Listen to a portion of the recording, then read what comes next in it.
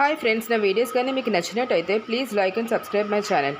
ఈరోజు నిండు నూరేళ్ళ సావాసం సీరియల్లోని చిత్ర పెళ్ళైన నెక్స్ట్ డే వాళ్ళ అత్తగారిని భాగ్యని పిలిచి ఇంట్లో బంగారం ఎంతుంది, నాకెంత ఇస్తున్నారు అవన్నీ అడుగుతుంది.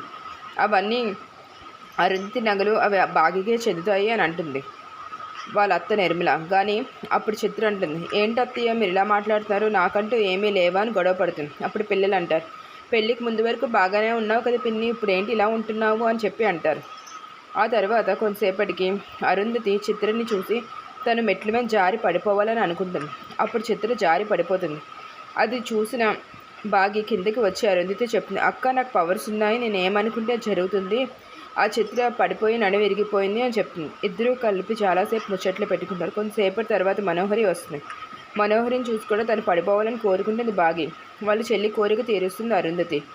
అప్పుడు గుప్తా గారు చెప్తారు, ఈ ఇంట్లో ఏదో పెద్ద ప్రమాదం జరుగుతుంది, అది మీ పిల్లలకి కావచ్చు, లేకపోతే అమరేంద్ర కావచ్చు, లేకపోతే భాగ్యకి కావచ్చు, లేకపోతే ఇంకెవరికైనా కావచ్చు, ఎవరికి జరుగుతుందో నాకు తెలియదు, కానీ ఏదో పెద్ద ప్రమాదం జరుగుతుంది అని మట్టుకు చెప్తారు. అరుంధతి చాలా భయపడిపోతుంది ఆ ప్రమాదం ఏంటా అని. ఇక్కడ చూస్తే రణ్వీర్ లారీ డ్రైవర్తో మాట్లాడి అంజలిని చంపేయడానికి ప్రయత్నిస్తూ ఉంటాడు.